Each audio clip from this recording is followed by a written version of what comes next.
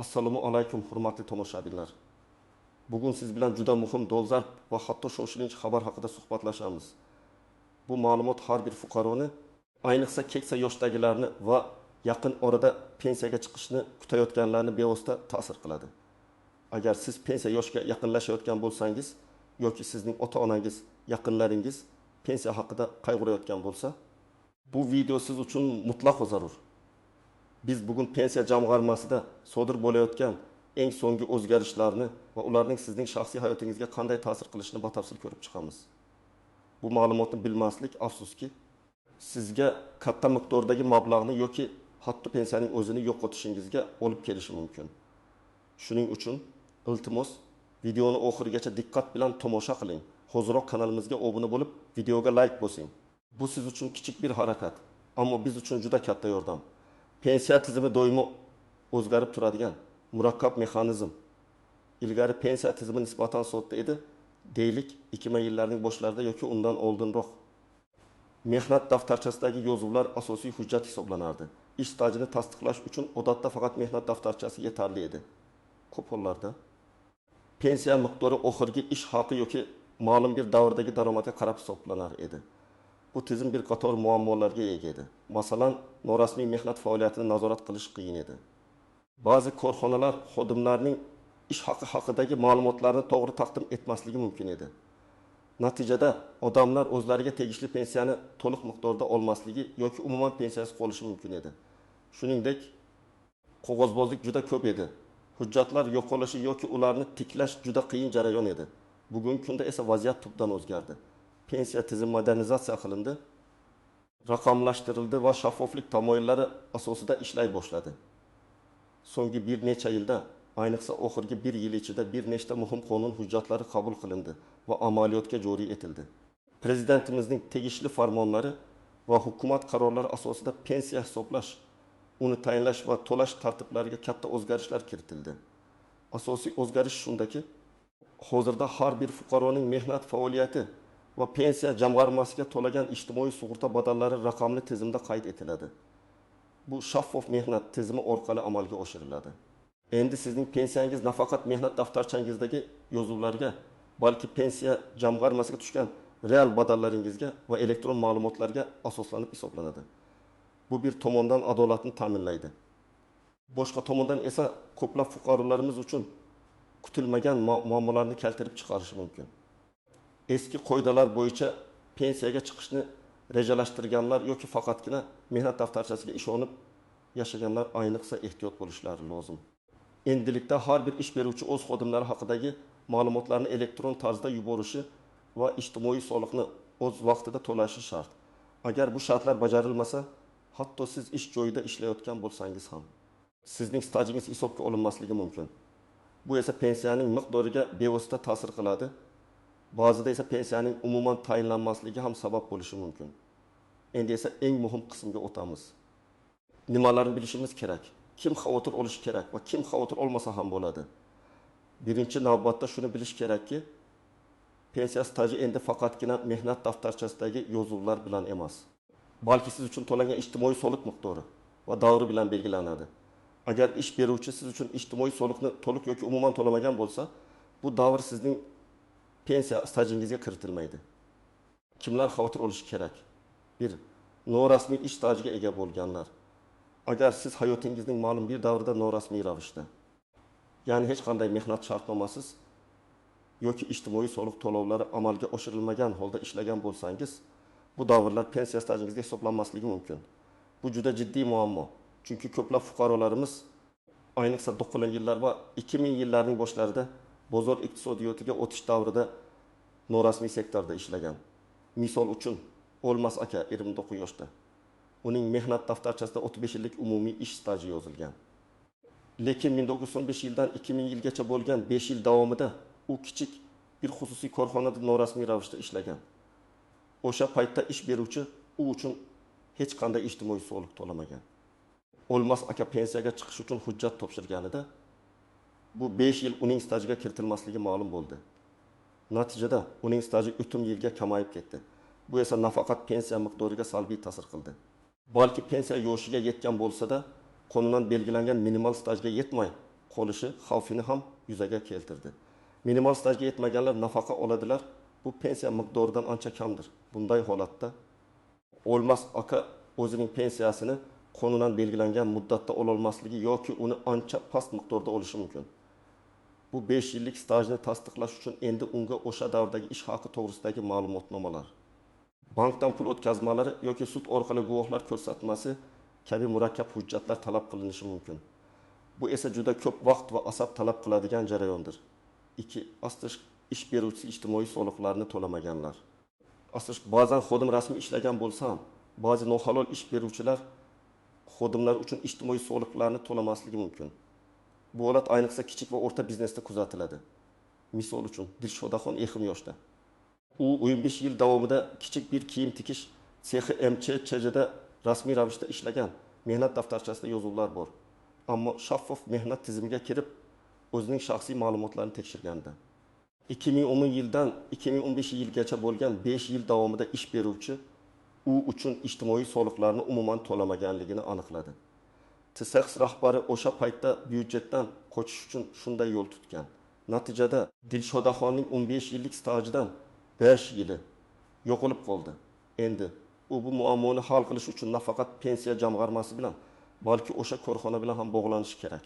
Agar korxona bankrot bo'lgan bo'lsa yoki rahbariyati o'zgargan bo'lsa, bu vaziyatni hal qilish yanada murakkablashadi. Bunday holda Dilshodaxon o'z huquqlarini himoya qilish uchun sudga murojaat qilishiga to'g'ri kelishi mumkin. Bu esa yillar davom etishi mumkin bo'lgan jarayon. 30 pensiya yoshiga yaqinlashayotganlar, ayniqsa 3-5 yil ichida pensiyaga chiqishni kutayotganlar o'z stajlarini va pensiya jamg'armasiga tushgan badallarini hozirdanoq tekshirib chiqishlari shart. Keyin kech bo'lishi mumkin. Misol uchun, Nodir opa 24 yoshda. 2 yildan keyin pensiyaga chiqishi kerak. Uning hisob kitoblariga ko'ra 3000 yildan ortiq staji bor.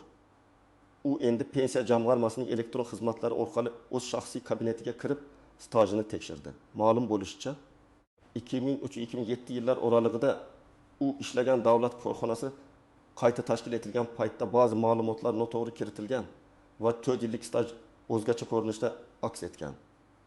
Bu staj uning umumiy pensiya miqdoriga ta'sir qilmasligi mumkin, lekin pensiya jamg'armasi mutaxassislari bu xatolikni tuzatish uchun qo'shimcha hujjatlar talab qilishlari aniq. Agar Nodira opa bu haqida oldindan bilmaganida. Pensiya tayinlash jarayoni kechiktirilishi yoki uzoq muddatga cho'zilishi mumkin edi. Bu esa uning uchun jiddiy moliyaviy noqulayliklarga sabab bo'ladi.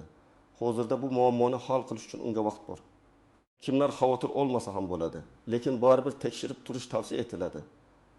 To'liq rasmiy mehnat stajiga ega bo'lganlar, agar siz doimo rasmiy ravishda davlat yoki yirik korxonalarda ishlagan bo'lsangiz va ish beruvchingiz doimo barcha soliqlarni o'z vaqtida to'laganiga amin bo'lsangiz, ehtimol sizda jiddiy muammolar bo'lmaydi. Ammo baribir shaffof mehnat tizimidagi shaxsiy kabinetingizni muntazam tekshirib turish ortiqchalik qilmaydi. Misol uchun, Javohir aka Kirdim yoshda. U universitetni tugatgandan beri faqat yirik davlat tashkilotlarida ishlagan. Uning barcha mehnat faoliyati rasmiy, ish haqi o'z vaqtida o'tkazilgan va soliqlar to'langan. Uning holatida pensiya staji bilan bog'liq katta muammolar yuzaga kelish ehtimoli juda kam. Biroq u ham vaqti bilan o'z elektron ma'lumotlarini tekshirib turishi kerak. Chunki tizimlarda kichik xatoliklar, ma'lumotlar almashinuvi jarayonidagi noaniqliklar har doim ham bo'lishi mumkin. Erta aniqlangan kichik xato kelajakda katta bosh og'riga aylanib ketmasligini ta'minlaydi. 2. Astrosk yosh fuqarolar, pensiya yoshiga hali ancha bor bo'lgan yoshlar, masalan, 20-35 yoshdagilar hozircha jiddiy xavotirga tushmasliklari mumkin. Ammo ular uchun ham muhim bir jihat bor. Kelajakda pensiya muammolariga duch kelmaslik uchun faqatgina rasmiy ishlashga va ish beruvchingiz ijtimoiy soliqlarni o'z vaqtida to'layotganligiga ishonch hosil qilishga harakat qiling. Har doim ishga kirayotganda mehnat shartnomasi tuzishni talab qiling va o'z huquqlaringizni biling. Bu pensiya tizimidagi yangilanishlarning birinchi to'lqini. Kelgusida yana ko'plab o'zgarishlar kutilayotgani aniq. Shu sababli har bir fuqaro o'zining pensiya kelajagi uchun mas'uliyatni o'z zimmasiga olishi va doimo axborotlardan xabardor bo'lishi juda muhimdir. Endi esa ko'pchilik e'tibor bermaydigan, ammo juda muhim bo'lgan istisnolar. Tuzoqlar va noaniq jihatlar haqida so'z yuritaylik. Birinchidan, ba'zi toifadagi shaxslar uchun pensiya tayinlashda o'ziga xos qoidalar mavjud. Masalan, nogironligi bo'lgan shaxslar, boquvchisini yo'qotgan oila a'zolari, ko'p bolali onalar yoki zararli va og'ir mehnat sharoitlarida ishlaganlar uchun pensiya tayinlashda alohida imtiyozlar va qoidalar amal qiladi. Yangi tizim bu toifalarga qanday ta'sir qiladi? Umumiy qoida shuki, bu imtiyozlar saqlanib qolgan. Biroq imtiyozlarni tasdiqlovchi hujjatlarga bo'lgan talablar kuchaygan. 5 va undan ortiq farzandni voyaga yetkazgan onalar belgilangan yoshdan 5 yil oldin pensiyaga chiqish huquqiga ega. Ilgari tug'ilganlik haqidagi guvohnomalarni taqdim etish kifoya edi. Endi esa bu onalarning bolalari haqidagi ma'lumotlar ham shaffof mehnat tizimida yoki tegishli davlat organlarining elektron ma'lumotlar bazasida mavjud bo'lishi talab etiladi. Agar biron sabab bilan bu ma'lumotlar elektron bazaga kiritilmagan bo'lsa, hatto katta onalar ham bu imtiyozdan foydalana olmay qolishi mumkin. Ular bu ma'lumotlarni qo'lda tasdiqlash uchun ko'proq hujjat yig'ishlari va ko'p vaqt sarflashlari kerak bo'ladi. Ikkinchidan, o'zini o'zi band qilgan shaxslar va tadbirkorlar uchun pensiya hisoblashning o'ziga xos murakkabliklari bor. Ular ijtimoiy soliqni o'zlari uchun belgilangan tartibda muntazam to'lashlari shart. Aks holda ularning tadbirkorlik yoki o'zini o'zi band qilish davri statga kiritilmaydi. Misol uchun, Shahnoza opa uyda tikuvchilik bilan shug'ullanadi va o'zini o'zi band qilgan shaxs sifatida ro'yxatdan o'tgan. U har oyda belgilangan miqdorda ijtimoiy soliq to'lashi kerak. Lekin u ba'zan to'lashni unutadi yoki oylik daromadi kamaygan paytda to'lovlarni bir necha oyga kechiktiradi. Natijada u to'lovlarni o'z vaqtida amalga oshirmagan oylari uning stajiga kiritilmaydi. Pensiyaga chiqqanda bu uzilishlar uning umumiy stajini kamaytiradi va pensiya miqdoriga salbiy ta'sir qiladi. U buni oldindan bilishi va har oyda to'lovlarni muntazam amalga oshirishi kerak. Uchinchidan, ayrim tuzoqlar mavjud. Masalan, ba'zi fuqarolar pensiya jamg'armasi yoki davlat xizmatlari markazlari orqali o'z shaxsiy ma'lumotlarini tekshirish o'rniga tanish bilish orqali yoki norasmiy yo'llar bilan maslahat olishga harakat qilishadi. Bu esa noto'g'ri ma'lumotlar olishga va keyinchalik yanada kattaroq muammolarga olib kelishi mumkin. Har doim rasmiy manbalarga murojaat qilish juda muhim. Shuningdek, ba'zi fuqarolar mehnat daftarchasini qadrsiz deb hisoblab, uni yo'qotib qo'yishadi yoki yirtib tashlashadi. Garchi hozirda elektron tizimlar rivojlangan bo'lsa-da, ba'zi eski davrlar uchun mehnat daftarchasidagi asl yozuvlar juda muhim dalil bo'lib qoladi. Ayniqsa 2019 yilgacha bo'lgan stajlarni tasdiqlashda. 4-dan, ish haqi haqidagi ma'lumotlar. Pensiya miqdori nafaqat stajga, balki ish haqi miqdoriga ham bog'liq. Yangi qoidalar bo'yicha pensiya hisoblash uchun faqatgina rasmiy ravishda ko'rsatilgan va ijtimoiy soliq to'langan ish haqi hisobga olinadi. Agar siz oldinlar rasmiy ravishda kamroq ish haqi ko'rsatilgan holda ishlagan bo'lsangiz va qo'shimcha konvertda pul olgan bo'lsangiz, bu qo'shimcha daromadlar pensiya hisobida aks etmaydi. G'ayrat aka 10 yil davomida yirik savdo korxonasida ishlagan. Uning rasmiy ish haqi minimal darajada ko'rsatilgan, ammo u har oyda katta miqdorda qo'shimcha maoshni naqd pulda olgan. Pensiyaga chiqqanda uning pensiya miqdori faqatgina rasmiy ko'rsatilgan minimal ish haqidan kelib chiqib hisoblanadi. Natijada G'ayrat aka o'zining mehnatiga yarasha pensiyani ola olmaydi, chunki uning real daromadlari hech qanday rasmiy hujjatda aks etmagan. Bu holat ko'plab insonlar uchun afsuski haqiqatdir va bu pensiya jamg'armasi islohotlarining asosiy sabablaridan biri ham edi. Adolatli va shaffof tizimni yaratish. Shuning uchun hozirgi kunda har bir fuqaro o'zining pensiya kelajagi uchun mas'uliyatni o'z zimmasiga olishi va faqatgina rasmiy mehnat munosabatlariga rioya qilishi muhim. Endi esa eng muhim qismga o'tamiz. Siz nima qilishingiz kerak? Qanday amaliy qadamlar qo'yishingiz lozim? Birinchi qadam: o'z shaxsiy pensiya hisobingizni tekshiring. Bu hozirgi kunda eng birinchi va asosiy harakat bo'lishi kerak. Siz buni davlat xizmatlari markazlari orqali yoki yagona interaktiv davlat xizmatlari portali My.Tokkuf orqali amalga oshirishingiz mumkin. My.Tokkuf portaliga kirib shaxsiy kabinetingizga kirganingizdan so'ng pensiya hisob varag'i holati to'g'risidagi ma'lumotnomani olish xizmatini tanlang. Bu yerda siz o'zingizning barcha mehnat stajingiz, pensiya jamg'armasiga to'langan badallar haqidagi ma'lumotlarni elektron shaklda ko'rishingiz mumkin. Bu ma'lumotnomada sizning qaysi davrlarda ishlaganingiz, qancha ish haqi olganingiz va qancha ijtimoiy soliq to'langanligi aks etadi. Aynan mana shu ma'lumotlar pensiyangizni hisoblash uchun asos bo'ladi. qaysi ma'lumotlarga e'tibor berish kerak? Ma'lumotnomada sizning ishlagan davrlaringizda uzilishlar bormi? Ish beruvchingiz haqidagi ma'lumotlar to'g'rimi? Eng muhimi, pensiya jamg'armasiga to'langan badallar ustunda barcha davrlar uchun to'lovlar mavjudmi?